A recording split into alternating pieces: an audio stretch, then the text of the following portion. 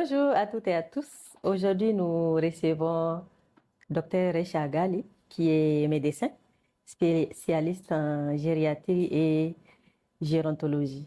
Bonsoir, docteur. Bonsoir, directrice. Bienvenue pour cet entretien. Et aujourd'hui, nous voudrions aborder un sujet sur lequel vous travaillez, qui est d'ailleurs votre quotidien, à savoir la prise en charge médicale de nos aînés. Nos aînés qui sont les personnes âgées.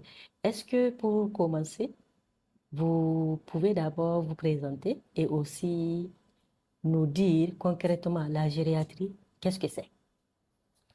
Merci pour cette opportunité que vous me donnez ces jours pour parler de la gériatrie. Moi, je suis donc, comme vous l'avez dit, gériatre et gérontologue, spécialisée également en pathologie de la mémoire. La gériatrie, c'est la médecine de la personne âgée. Et la personne âgée, quant à elle, toute personne âgée de 65 ans et plus, selon l'Organisation mondiale de la santé. Donc, la gériatrie, c'est cette science de la médecine qui prend en charge nos aînés. Et il faut aussi dire que l'âge en soi ne rend pas malade. Les personnes âgées peuvent avoir jusqu'à 80 ou 95 ans et ne pas être malade. Donc l'âge en soi ne rend pas malade. Il faut à chaque fois quand nos aînés présentent certaines situations, savoir qu'est-ce qui les a causées. Donc en gros, l'âge à lui seul ne rend pas malade. Ok. Donc, si je comprends bien, vous dites que le fait d'être une personne âgée ne veut pas dire que nous sommes malades. Cela veut dire qu'avec l'âge, c'est tout à fait normal que l'organisme de la personne puisse s'affaiblir dû au nombre d'années que la personne a vécu. Mais une personne âgée peut, par exemple, avoir des maladies chroniques. Elle peut aussi ne pas avoir des maladies chroniques.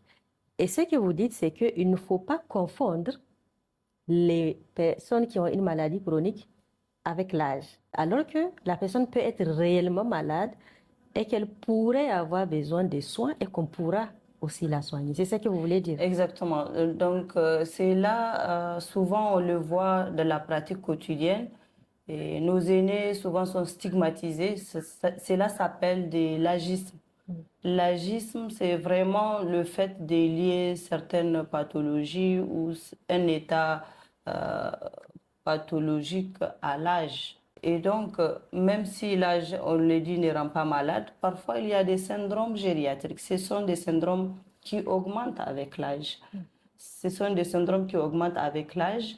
On peut parler de certains syndromes qui sont plus fréquents, les chutes. La personne âgée peut chuter, c'est-à-dire elle peut tomber. Et cette chute, elle peut être encore liée à plusieurs choses. Et donc, il faut amener la personne en consultation après une chute, surtout quand elle reste encore 1 heure de temps au sol, c'est-à-dire qu'il y a un séjour prolongé au sol. Et ce sont des facteurs de gravité de la chute. Il faut amener la personne en consultation après une chute. Il faut approcher donc les spécialistes pour qu'ils cherchent les causes de cette chute-là, qui peuvent être l'hypotension artérielle, qui peuvent être un déséquilibre, par exemple, d'un diabète, une hypoglycémie ou une infection quelconque, pulmonaire, urinaire ou tout simplement de notre organe. Ou aussi des troubles du rythme cardiaque. Souvent, on voit des personnes qui font des malaises, qui perdent donc connaissance et souvent quand elles se réveillent, on dit que c'est normal, il faut les laisser. Parfois, elles font quand même des pathologies qu'il faut prendre au sérieux et il faut les amener en consultation.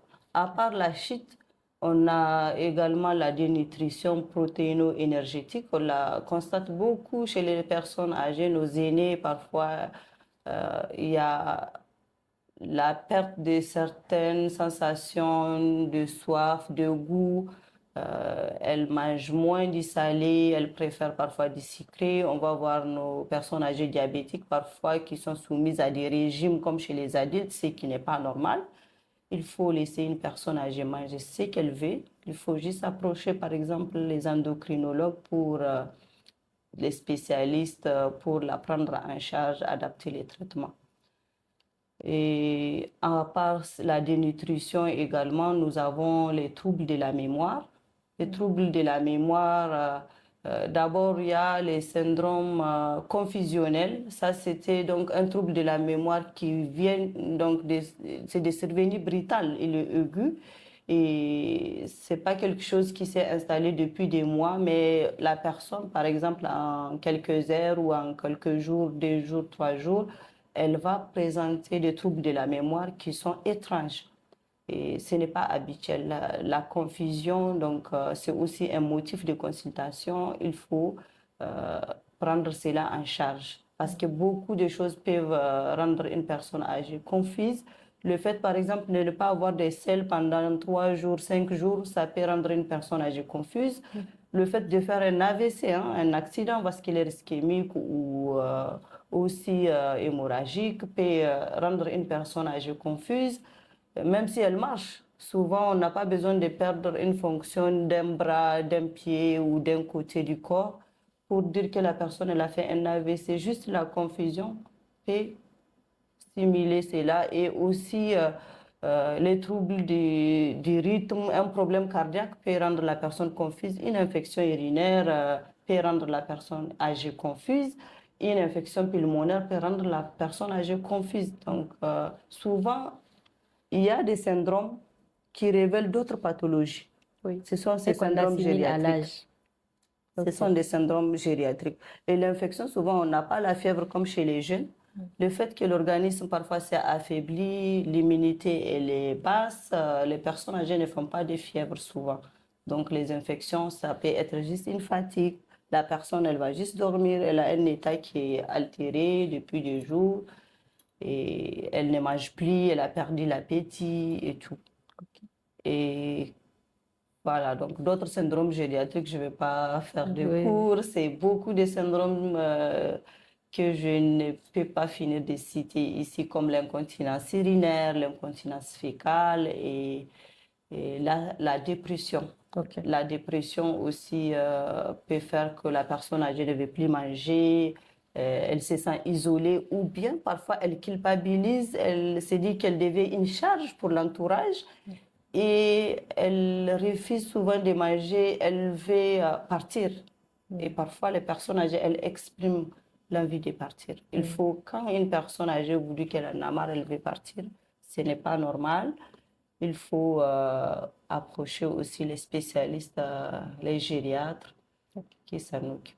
Docteur, donc ce que vous êtes en train de dire, c'est que dans nos sociétés en général, une personne âgée peut avoir des pathologies, mais automatiquement, on assimile ça à l'âge. Alors que ce n'est pas forcément l'âge, c'est surtout des maladies bien réelles qu'il faut aller consulter, qu'il faut amener la personne chez un spécialiste pour qu'elle puisse être prise en charge. Et que si la personne âgée est prise en charge, ça veut dire qu'elle revient à son état normal. Ce que vous êtes en train de demander à nos communautés, c'est de faire attention et de prêter attention aux signes. Vous avez parlé tout à l'heure du fait de chuter, du fait de perdre l'appétit, du fait certaines fois d'être confus et du fait certaines fois vous avez dit d'être anxieux. La personne âgée se sent comme si elle devient un poids pour sa famille et certaines fois elle culpabilise de faire souffrir, si on peut le dire comme ça, ses enfants ou bien les membres de sa famille. C'est ce que vous voulez dire. Exactement. Ok. Je le répète, l'âge ne rend pas malade. Il faut prendre les plaintes des personnes âgées et parfois aussi des proches aidants des personnes âgées. Les proches aidants, ce sont ces personnes qui restent toujours avec une personne âgée. Et ces personnes, à l'occasion, je les remercie beaucoup. Elles prennent vraiment bien soin de nos aînés. Je les respecte beaucoup. Mm. Elles passent plus de temps avec nos aînés et que les soignants, même dans les pays les plus développés, il faut reconnaître que les proches aidants font du bien à nos aînés. Ok. Et il ne faut pas oublier que ces proches, parfois, ils ont besoin des outils, ils ont besoin aussi d'être sensibilisés sur certains syndromes gériatriques. Ils ont besoin d'aide donc, et des plateformes de répit. Mm. Souvent, c'est des gens qui sont vraiment épuisés du fait qu'elles sont tout le temps là pour apporter des soins à nos aînés. Mm. Et avec le minimum de connaissances que ces proches aidants ont, il faut vraiment tenir compte de leurs besoins spécifiques, comme les besoins spécifiques de nos aînés et aussi des proches aidants. Quand on parle de la prise en charge d'une personne âgée, cette prise en charge, c'est une prise en charge globale. Elle concerne la personne et son entourage. Parce que la personne, elle seule, parfois, elle fait face à des difficultés où elle a besoin de quelqu'un qui est là et qui a compris pour accompagner les proches aidants, l'entourage, donc comme je l'ai dit, et donc sont les acteurs également des soins. Ok. Ils sont au cœur des soins des personnes âgées. Et il faut les accompagner, il faut les sensibiliser, il faut aussi les relayages. Dans la famille, on peut avoir par exemple plusieurs personnes qui sont là, qui peuvent parfois aider, mais cette tâche parfois, elle est donnée qu'à une seule personne parce que cette personne, elle accepte de faire cette tâche, donner des soins à cette personne âgée.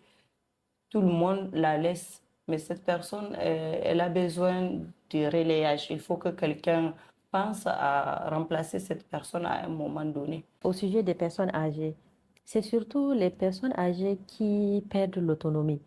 Nous voyons plusieurs cas des personnes âgées qui sont vraiment pas autonomes au quotidien. Comment est-ce que vous réagissez à ça? La perte d'autonomie, donc, c'est très fréquent chez les personnes âgées qui ont plusieurs pathologies chroniques qui décompensent, qui sont souvent mal suivies ou même quand elles sont bien suivies, quand elles arrivent à un stade où elles ont souvent des problèmes de la mémoire ou les troubles de la marche, où elles font également des chutes à répétition, où elles ont aussi d'autres pathologies neurodégénératives ou les pathologies neurologiques comme la maladie de Parkinson, Alzheimer? la maladie d'Alzheimer. Voilà, donc c'est un trouble neurocognitif majeur. Dès qu'on dit majeur, ça veut dire qu'il y a la perte d'autonomie qui est là. Donc c'est un trouble de la mémoire qui impacte sur l'autonomie, la gestion du quotidien, donc les activités de la vie quotidienne sont impactées quand on a des troubles de la mémoire évolués. Et cela fait qu'on a besoin d'aide. On a besoin des aidants, on a besoin de plus de soins parce que quelqu'un nous remplace pour faire ce que nous avons l'habitude de faire nous-mêmes. Oui, vous parlez des aidants. En général, ici dans notre société, lorsque nous avons nos aînés, les personnes âgées qui sont là, en général, on confie la tâche de s'occuper des personnes âgées essentiellement aux femmes. Et ces femmes-là, qui font un travail essentiel pour la société, qui est un travail malheureusement qui n'est pas reconnu à sa juste valeur, mais qui font aussi un travail, on va dire, de care pour les personnes âgées. Mais ce que nous voyons, c'est qu'en général, quand une personne est une aidante, pour les personnes âgées, elle est seule en général. Toute la famille laisse à une seule personne le soin de s'occuper de la personne âgée. Je ne sais pas ce que vous avez constaté dans votre travail au quotidien dans les hôpitaux. Les aidants, effectivement, comme tu l'as dit, ce sont des personnes à remercier. Elles font un travail formidable. Ça, les aidants, nous-mêmes, les agents de santé, nous serons très limités dans la prise en charge de personnes âgées. ces aidants passent plus de temps avec les personnes âgées. Par exemple, même dans les pays où les soins sont très, très avancés, on constate qu'une personne âgée qui a des équipes qui passent 3 fois par jour, par exemple les infirmières, les aides-soignants, qui passent le matin, à midi et même le soir, on constate que ces agents peuvent juste passer 1 heure de temps par jour ou 2 heures maximum. Donc, les restes, c'est les dents qui passent le temps avec la personne âgée qui a perdu l'autonomie. Donc, les dents, il fait tout. Généralement, c'est une femme, comme on l'a dit partout, c'est une femme en moyenne dans les études âgée de 57 ans qui s'occupe donc de ses proches, qui a perdu l'autonomie. Et il y a l'épuisement. Tout de suite, les aidants sont épuisés. On constate que la personne elle-même qui est aidante, elle a perdu du poids, elle a des troubles du sommeil, elle ne fait plus ses activités de loisirs comme d'habitude, elle, Elle elle ne est sort pas, épuisée. peut-être, Donc elle elle n'a ne plus de sort vie. plus, elle est repliée sur elle. Et parfois, elle devient irritable. Souvent, les aidants qui sont épuisés, on constate qu'ils commencent à rehausser même la voix sur nos aînés. Les aidants sont souvent épuisés et on voit que les aidants rehaussent la voix, ils deviennent irritables, épuisés, dépressifs. C'est pas que ces personnes sont méchantes à travers donc, nos aînés, c'est juste qu'elles sont épuisées. Ces personnes sont des êtres humains. Elles ne peuvent pas fonctionner 24 heures sur 24 sans repos. C'est la loi de la nature. On a besoin du répit, on a besoin du repos, on a besoin du relayage. C'est ça. Les autres personnes de la famille doivent aider pour que les aidants Puis se se reposer. reposent et que ça fonctionne. Tout à l'heure, vous disiez aussi que l'isolement peut aussi mettre en danger la vie de la personne âgée. Est-ce que vous pouvez donner des exemples où comment est-ce qu'on peut organiser ou bien comment est-ce qu'on peut aménager le lieu de vie de la personne âgée pour ne pas la mettre en danger? L'organisation autour du maintien à domicile de nos aînés, c'est très important parce qu'il faut également savoir que le maintien à domicile de nos aînés est très important, surtout dans notre société où nous n'avons pas des structures adaptées aux personnes âgées qui perdent l'autonomie. Il faudrait adapter l'environnement de vie. Ça veut dire le domicile des personnes âgées. Cela veut dire qu'il faut qu'elles soient dans des endroits où il y a moins de risques de chute, c'est-à-dire qu'il ne faut pas mettre nos personnes âgées qui ont des troubles de la marche ou qui chutent souvent au premier étage ou au deuxième étage. Il faut aménager un terrain plat où elles ne risquent pas de tomber. Il faut éclairer l'environnement, il faut aussi Dégager. espacer, dégager tout ce qui peut créer une chute mécanique chez la personne âgée. Et cela peut vraiment éviter beaucoup de problèmes de santé, des chutes, avec également des fractures. On voit des personnes âgées qui chutent et aussi qui se fracturent parce que nous avons l'ostéoporose, qui est déjà un facteur de risque quand on a l'ostéoporose, la fragilité des os, on a des risques de chute. On a des risques de chute. Parfois, il faut les chutes juste parce que ils ont ces syndromes. Et malheureusement, il faut savoir que c'est également un volet de la prise en charge très important chez nos aînés. Et il faut la prévention. Ok, Il faut la prévention. d'accord. Merci, docteur Réchou, pour ces éclairages et nous vous remercions d'avoir pris le temps de venir au studio féministe de la Ligue nigérienne des droits des femmes. Nous espérons vous retrouver très bientôt sur d'autres thématiques. Merci.